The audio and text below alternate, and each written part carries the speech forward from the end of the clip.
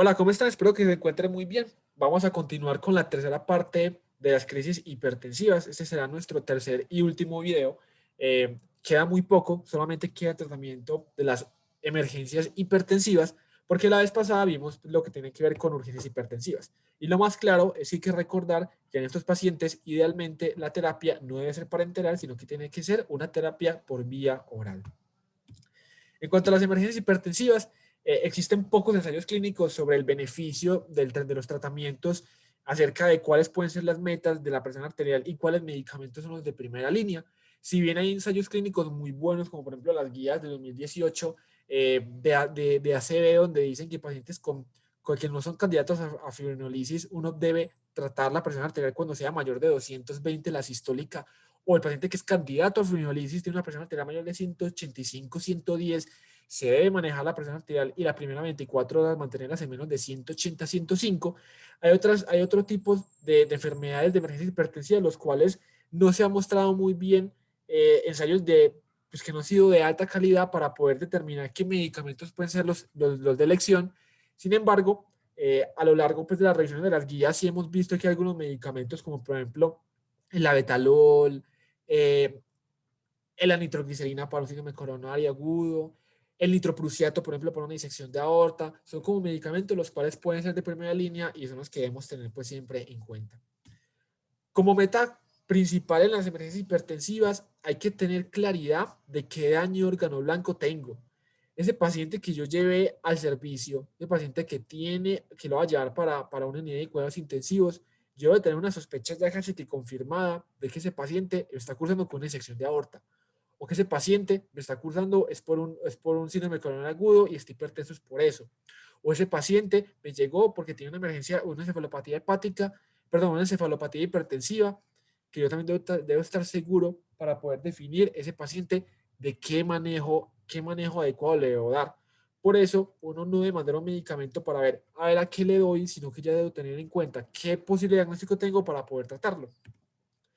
Además, hay que tener una reducción aguda de la presión arterial. La gran mayoría de las crisis hipertensivas tipo emergencias hipertensivas con la reducción en la primera hora del 15 al 20% y luego ya otra reducción hasta el 25% en las otras 23 horas restantes se controlan. Sin embargo, hay algunos casos excepcionales en los cuales se debe hacer una disminución mucho más agresiva. Además, ese paciente idealmente es un paciente el cual no se debe manejar en un primer nivel, en un nivel bajo de complejidad, debido a que ese paciente por lo general va a necesitar una unidad de cuidados intensivos, un quirófano cerca por la posible patología subyacente que tenga. Y además es muy importante que estos pacientes con emergencias hipertensivas sean tratados con antihipertensivos de tipo venoso, porque me permite disminuir la presión arterial, pero también tiene una vida media corta que me permite controlar mejor cómo me puede afectar el medicamento y qué posible efecto puedo esperar en el paciente de manera rápida en los primeros 5 o 10 minutos. Esta es una imagen sacada de la guía del 2020 de hipertensión, donde vemos pues que hay una serie de diferencias según los posibles diagnósticos más comunes, porque si ven, por ejemplo, aquí falta un paciente que tenga una enfermedad renal por estenosis arterial, de la arteria renal, el paciente está hipertenso y ese paciente, por ejemplo, el medicamento de elección es el fenoldapam. Es un medicamento el cual es agonista dopaminérgico que permite que el paciente esté hipertenso, es un paciente el cual está hipertenso, donde hay una estenosis arterial. El paciente tiene la presión aumentada, por lo cual está dañando el riñón. Le bajo la presión arterial, entonces el riñón ya sufre por el gasto cardíaco, entonces el paciente también por los dos lados como que sufre. El fenoldapam es un medicamento el cual permite bajar la presión arterial y mantener el flujo sanguíneo renal. Así que en cuanto a este cuadro, en este cuadro podemos observar las diferentes, casi que todos, pues la gran mayoría de las crisis hipertensivas, tipo emergencias, donde vemos que la gran mayoría requiere una disminución entre el 15 a 20% de la presión arterial en la primera hora. ¿Qué excepción hay en la regla? Como toda en medicina siempre hay una excepción. La gran mayoría es la disección de aorta o la enfermedad, o la enfermedad aórtica aguda. Esta enfermedad es altamente mortal y ese paciente el cual yo tengo confirmación de que el paciente tiene una enfermedad de la aorta, ese paciente necesita una disminución de la presión arterial en los primeros 20-30 minutos agresiva, idealmente entre 100 a 120. y una frecuencia cardíaca que ojalá sea bradicárdica, menos de 70, menos de 60 latidos por minuto. Podemos ver que la betalol es un medicamento el cual casi que es de primera opción en la gran mayoría de las enfermedades, específicamente mucho en preeclampsia. La nicardipina también, el sulfato de magnesio, recordemos que cuando uno está en ginecología le enseñan que esto previene también como neuroprotector materno, neuroprotector fetal, también es muy importante.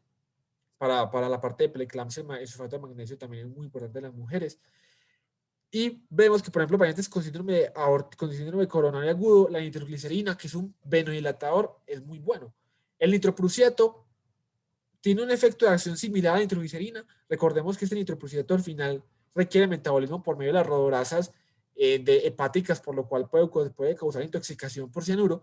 Pero este nitroprusiato genera mayor vasodilatación arterial, por lo cual es de mucha más preferencia en pacientes con, por ejemplo, una disección de aorta. Nitroprusiato es muy buena opción.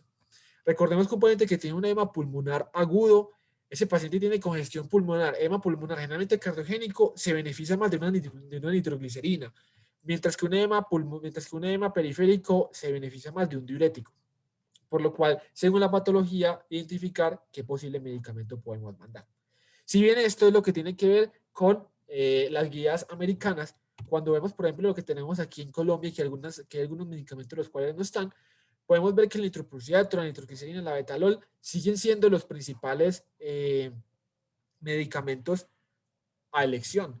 Recordemos que hay pacientes que pueden llegar con crisis adrenales por ejemplo, sustancias psicoactivas que activan los receptores alfa. Esos pacientes es mejor iniciarles, por ejemplo, fentolamina.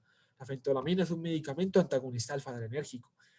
Entonces, hay que recordar que el paciente qué cuadro me puede tener y para yo poder definir qué medicamento debo elegir. Y ojalá el medicamento el cual yo vaya a elegir esté sustentado por farmacología, por fisiopatología, para poder obtener un beneficio óptimo. Si bien los betabloqueadores, hay estudios de que dicen que pacientes con cocaína, por angina de Prinzmetal, los betabloqueadores pueden, por ejemplo, no predisponer a síndrome coronarial agudo como veníamos pensando, no ha sido como muy avalado, por lo cual ojalá esos pacientes con crisis adrenales alfa 1 no dar un betabloqueador inicial solo porque puede aumentar la parte de la crisis adrenal, por lo cual la crisis hipertensiva, por lo cual hay que tener cuidado en eso.